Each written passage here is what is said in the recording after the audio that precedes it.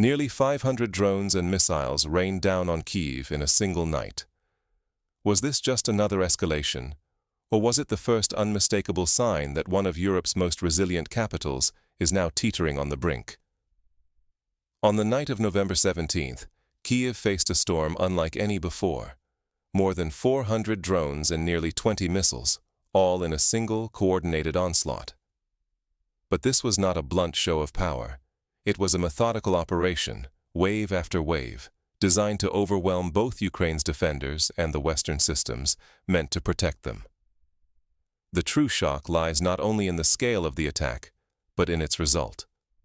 More than 4 out of every 5 drones, and every single missile, slipped through what had been one of the most heavily fortified urban airspaces on the planet.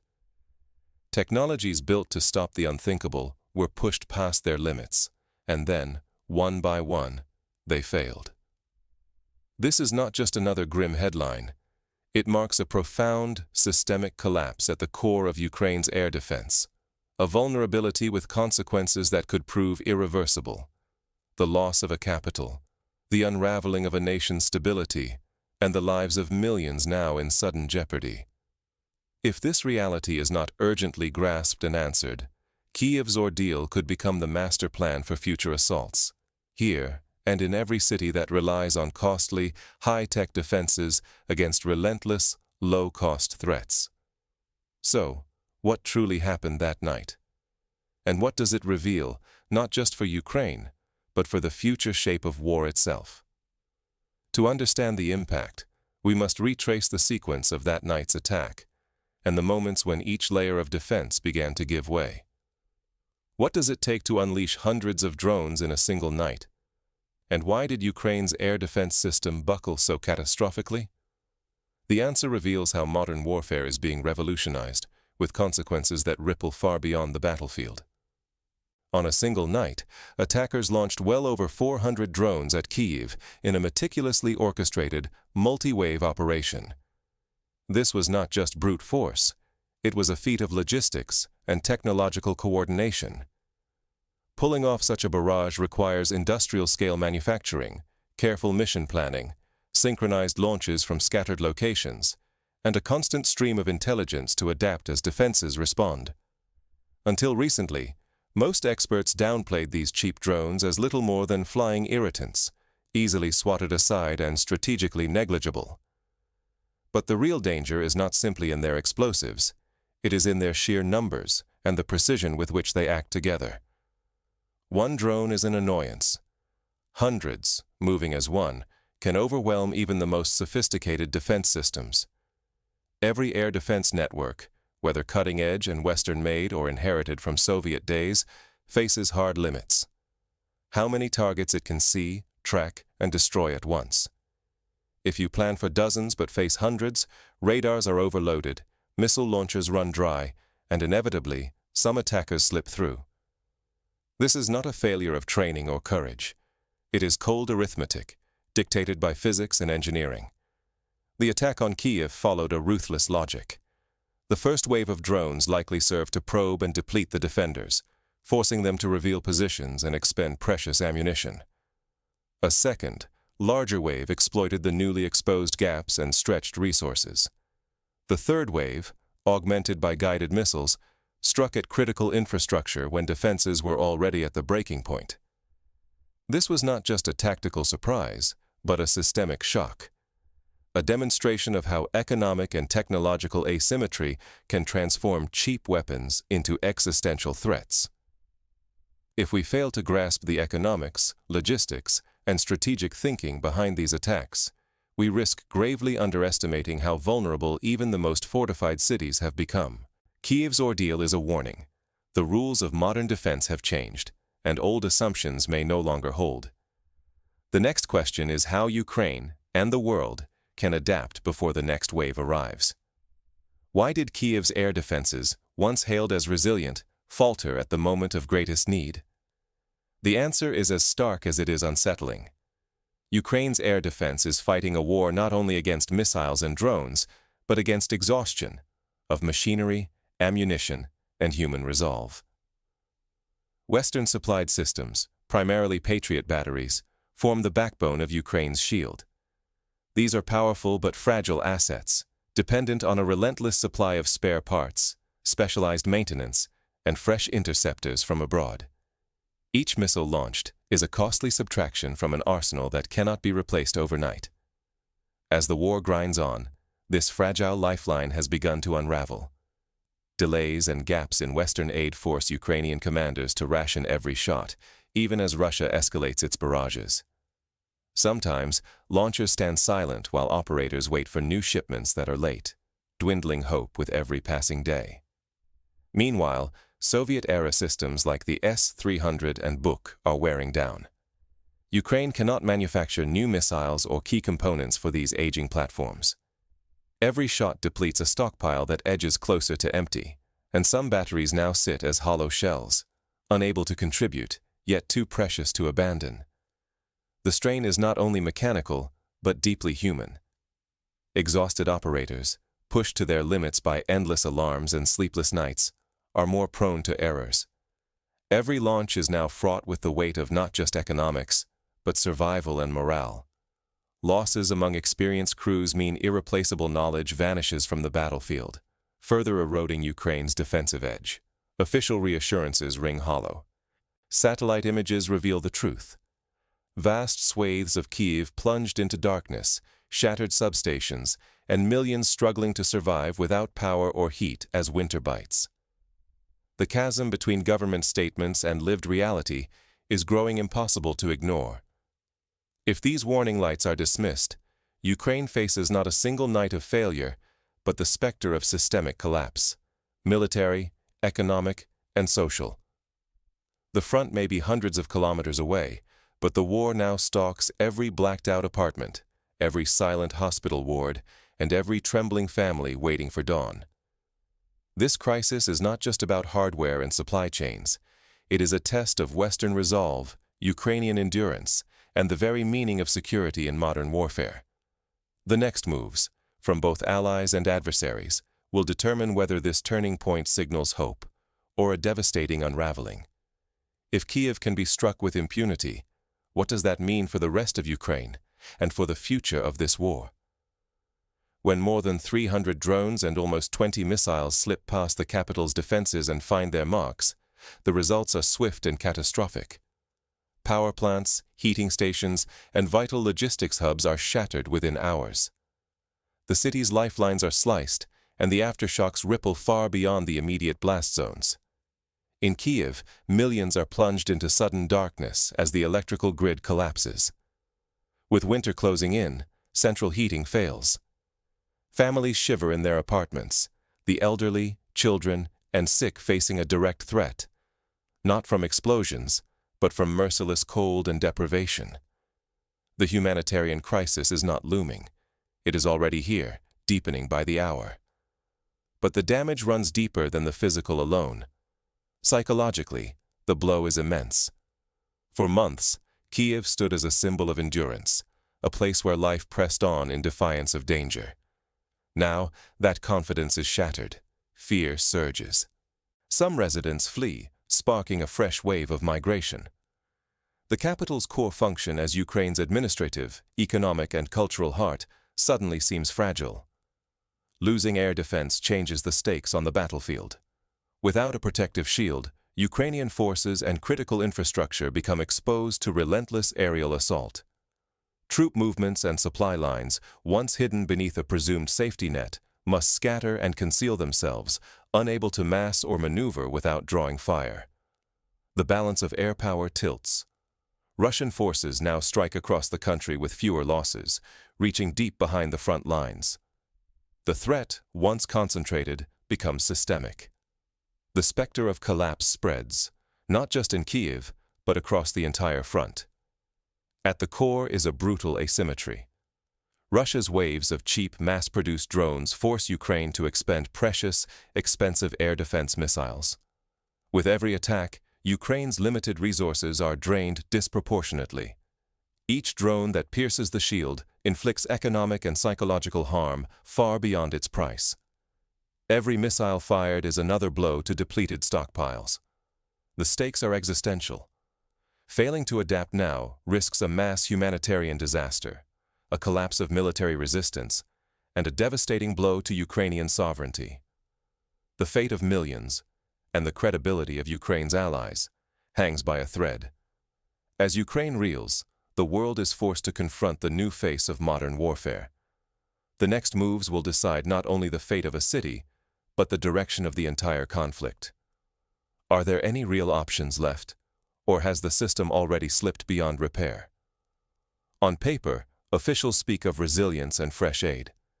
But behind closed doors, every urgent plea for Western support now signals raw desperation, not confidence. The truth is harder to admit. Time and resources are running out. Ukraine's Western allies face a punishing dilemma. Their own arsenals are thinning. Each new shipment of air defense munitions or systems risks leaving their own cities exposed in a world that feels more unstable with every week. Even when Ukrainian defenders achieve high intercept rates, the math betrays them. Each Russian drone and missile is cheap and quickly replaced. Every Ukrainian or Western interceptor is costly and slow to resupply. This economic mismatch steadily grinds down Ukraine's defenses, no matter the skill or bravery of its operators. But the stakes go beyond hardware and numbers. If air defense buckles, it strikes at the heart of society. Relentless attacks sap civilian morale, erode trust in leaders, and push ordinary people toward demanding negotiations instead of resistance. The sense of safety vanishes. Should these mass assaults become routine, and the enemy shows every intent, they could make major cities like Kyiv unlivable. The outcome? A mass exodus, spiraling humanitarian needs, and political chaos. Stability itself hangs by a thread. The lesson is stark. Modern war does not reward just the newest weapons. Victory favors those with deep stockpiles and the power to produce and replace at scale. Logistics and industrial muscle, not only innovation, will decide who survives. Ignore this, and you doom not only Ukraine's defense, but the security of every nation facing similar threats. The recent attack on Kyiv is not just another episode, it is a warning shot for the world. It exposes vulnerabilities that cannot be ignored. When raw courage meets overwhelming force, what remains? No matter how fiercely Kyiv's defenders fought, they could not rewrite the brutal equation. Dozens upon dozens of cheap drones swarmed above, while missiles prowled for any weakness. The defenders' determination was boundless, but the system strained and finally broke under the relentless pressure. This is not just Kyiv's ordeal. It is a signal flare for the world. If we fail to learn from this night, any nation could face the same fate. Outmatched, overtaken, and exposed by new waves of economic and technological warfare.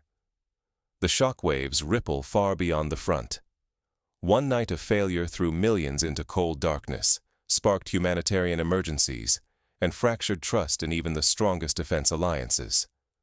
Unless the resource gap is closed, every surge will deepen the wound, until even the bravest stand becomes meaningless.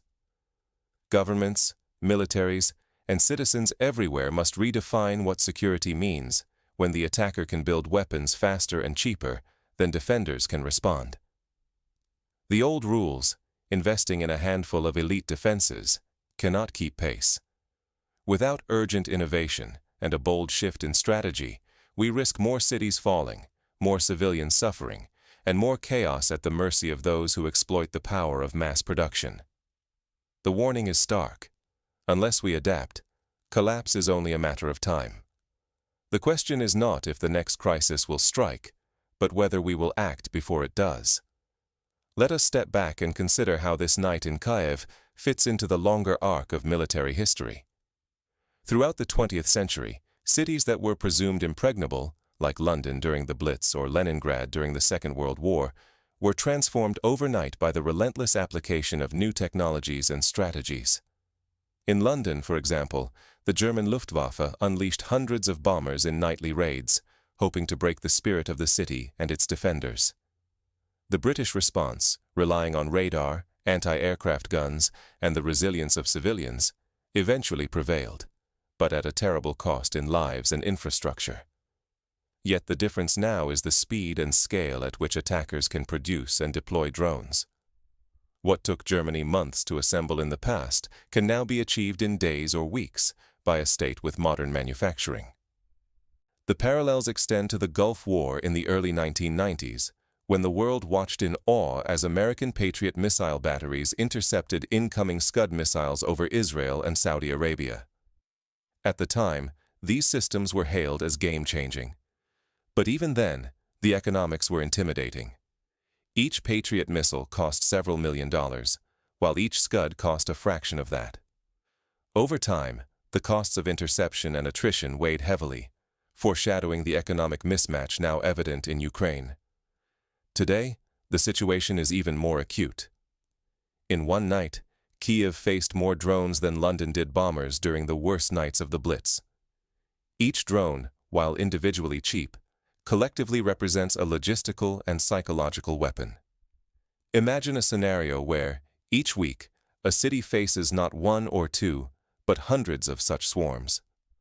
The result is not just material damage, but also a constant state of anxiety, a society forced into perpetual readiness, with no end in sight. This transformation of warfare is not unique to Ukraine. We have seen similar patterns in conflicts in the Middle East, where Houthi forces in Yemen have used inexpensive Iranian-made drones to strike Saudi oil facilities. In September 2019, a swarm of drones temporarily slashed Saudi Arabia's oil output by half, shocking global markets and revealing how even the most advanced defense systems can be overwhelmed by saturation tactics. The lesson for Kyiv, and for the world, is that the democratization of drone warfare is irreversible. Any actor with enough resources and industrial backing can field swarms that rival or even exceed those of major militaries. So what can be done? Are there practical steps, beyond simply hoping for more Western shipments, that Ukraine and its allies can take? First, there is an urgent need to rethink the architecture of air defense.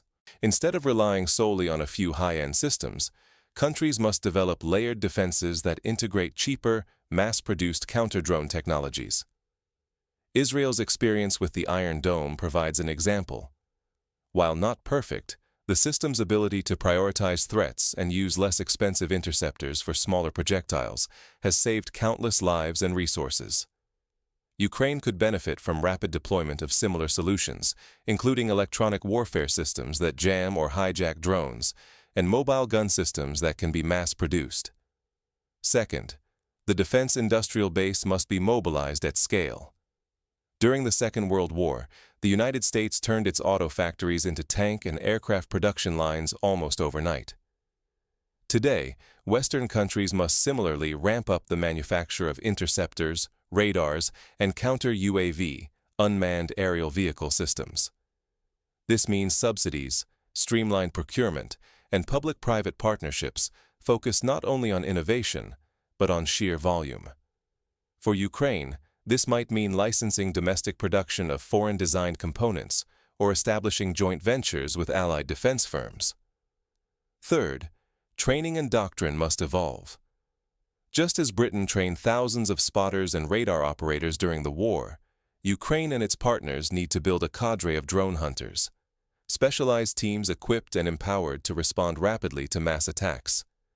This could involve everything from local volunteer networks armed with sensors and communications gear to military units trained in counter-UAV tactics. Fourth, international solidarity must be more than words. The European Union, United States, and other allies face hard choices, but if they wish to preserve the credibility of collective defense, they must treat Ukraine's air defense crisis as their own. This could mean pooling resources for a regional interceptor stockpile, accelerating aid deliveries, and sharing real-time intelligence to anticipate future barrages. NATO's Integrated Air and Missile Defense Program offers a template for multinational cooperation.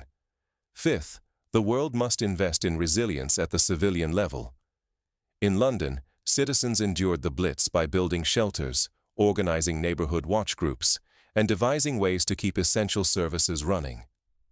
Today, Kyiv and other threatened cities can follow suit, reinforcing power grids, stockpiling emergency supplies, and training civilians in first aid and crisis response. International NGOs and donor governments can fund rapid repair teams and mobile clinics.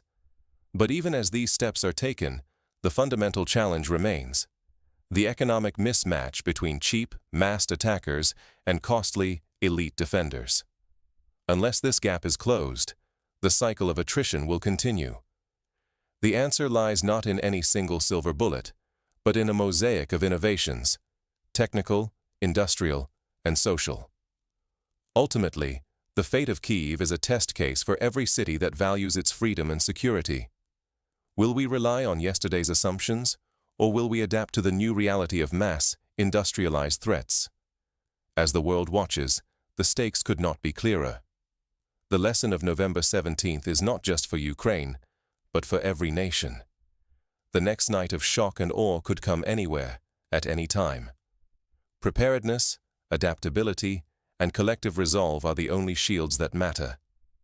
If we fail to act, we may wake to find more cities in darkness, more families in fear, and the old certainties of security swept away by the relentless tide of innovation from those who seek to overturn the balance of power. But if the warning is heeded, if governments, industries, and citizens move together in a spirit of urgency and innovation, then the tragedies of Kyiv can serve as a turning point, not just a prelude to further disaster. The choice, as always, is ours. The question is, will we answer the call before the next wave breaks?